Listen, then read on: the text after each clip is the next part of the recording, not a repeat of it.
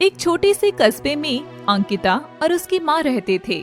अंकिता के बाबा उसके बचपन के समय से ही मर गए थे। तब से वो और उसकी माँ अकेले ही रहते थे। अंकिता का परिवार बहुत गरीब था, इसलिए अंकिता अपना गुजारा करने के लिए लोगों के घरों में काम किया करती थी। यूं तो अंकिता गरीब लड़की थी, पर रूप रंग में अंकिता जितना अमीर पूरे कस्बे में कोई नहीं था। अंकिता बहुत सुंदर थी। लंबे काले रेशमी बाल, गोरी त्वचा और चेहरे पर भरपूर चमक। काली हिरनी जैसी आंखों में भरपूर मासूमियत अंकिता को वहां की सबसे आकर्षक लड़की बनाता था। मगर अंकिता की किस्मत में गरीबी ही थी। अंकिता जिन घरों में झाड़ू पोछे का काम करने जाती थी, उनमें से एक घर एक सेठानी का था। सेठानी का एक लड़का और एक लड़की थे।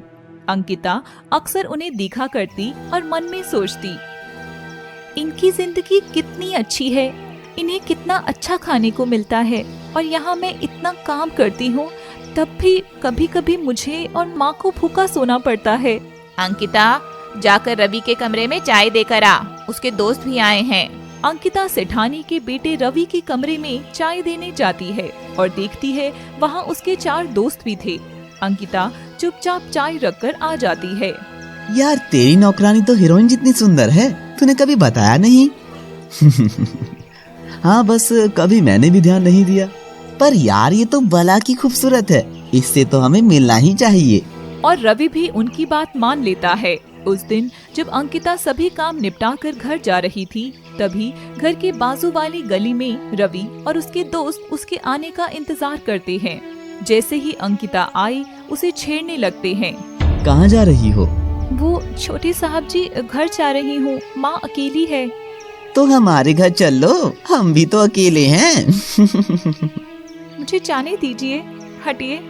पर वो सभी लोग अंकिता को नहीं जाने देते हैं। तुम इतनी सुंदर हो, मेरे साथ चलो, बदले में मैं माँ से कहकर तुम्हें अष्टसिद्धि दिलवाऊंगा। इतना सुनते ही अंकिता रवि के गाल पर जोर से एक थप्पड़ लगा देती है। यह देख उसके बाकी दोस्त हंसते हैं और अंकिता वहाँ से भागकर वापस सेठानी के घर में घुस जाती है। रवि भी उसके पीछे पीछे आता है। माँ जी, मुझे बचाइए, छोटे साहब मुझे गली में छेड़ रहे थे। माँ, ये झूठ बोल रही है, मैं तो सुबह से कमरे में ही था। तभी रवि की बहन आशा आती है। माँ, आप इसकी बातें बिल्कुल मत सुनना, ये ऐसे छोटे लोगों को मैं अच्छे से जानती हूँ, ये नाटक कर रही है। नहीं नहीं, मैं सच कह रही हूँ दीदी। पर सेठानी अंकिता की बात पर विश्वास नहीं करती और उसे काम से निकाल देती है। जब अंकिता घर से बाहर निकल रही थी, तब वह सेठानी और रवि की बात सुन लेती है। Sorry mom. बेटा, ध्यान रखा कर, ऐसी चीजें बंद कमरे में किया कर, बाहर गली में कोई देख लेता तो। यह सुनकर अंकिता को बहुत बुरा लगता है। अब घर कैसे जाऊं? माँ को क्या कहूँगी कि मेरे पास अब कोई काम नहीं है? अंकिता ऐसा सोच ही रही थी कि तभी रवि और उसके दोस्तों ने उसका हाथ पकड़कर खींच लिया और उसका मुंह दबा लिया। अंकिता जोर से छटपटाने लगी। बचाओ, बचाओ!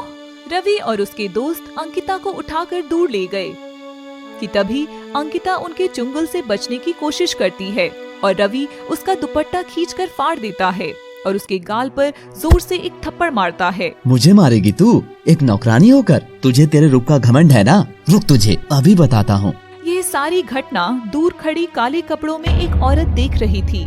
जैसे ही रवि अंकिता को मारने के लिए एक पत्थर उठाकर लाया, औरत ने अपनी घड़ी घुमाई और वहाँ पर तेज रोशनी आ गई। रोशनी आते ही अंकिता वहाँ से भाग जाती है और रोते हुए एक अनजान जगह चली जाती है। मेरा दुपट्टा फट गया और कपड़े भी फट गए, ऐसे में घर जाऊंगी तो माँ क्या सोचेगी? और एक टूटे से मकान में जाकर सो जाती है। और उसके सोने के बाद वही काले कपड़े वाली औरत आकर उसके पास एक पतला रेशमी दुपट्टा रखकर गायब हो जाती है। वो एक जादूगरनी थी।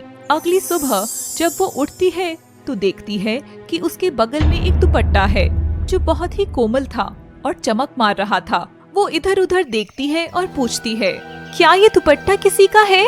जब बार बार पूछने पर भी कोई जवाब नहीं देता, तो अंकिता दुपट्टा ओढ़कर घर की ओर निकल जाती है। जैसे ही वो कस्बे में घुसती है, गली में खड़े कुछ मनचले लड़के अंकिता का रास्ता रोक लेते हैं।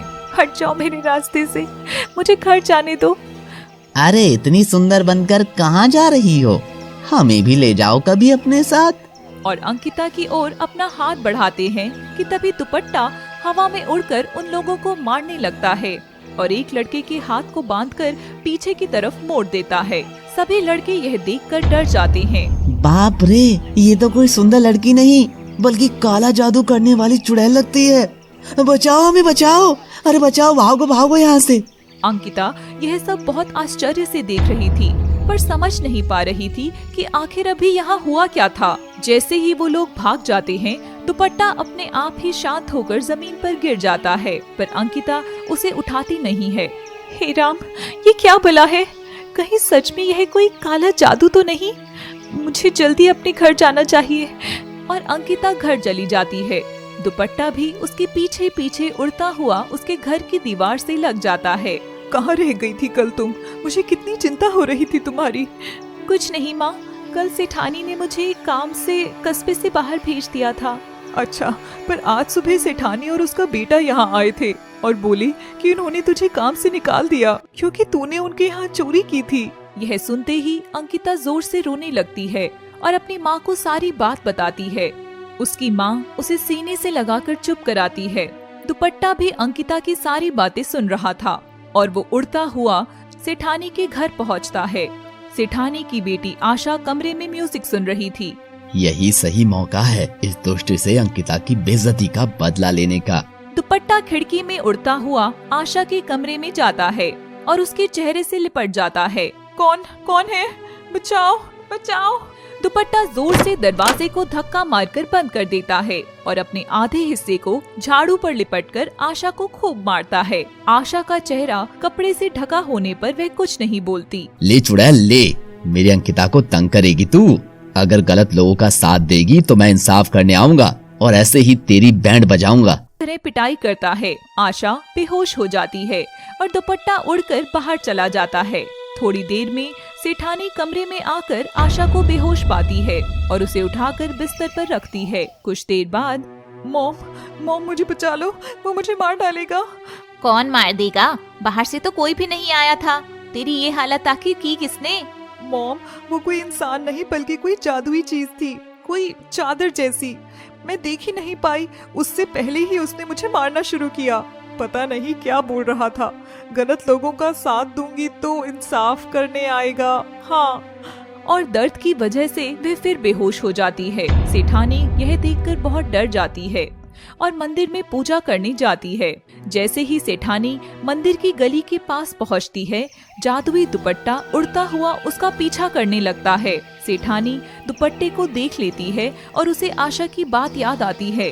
अरे सेठानी, इतनी मोटी क्यों हुई तू? अब देख, भागा भी नहीं जा रहा। अगर गाड़ी होती तो उससे भाग जाती। जल्दी भाग।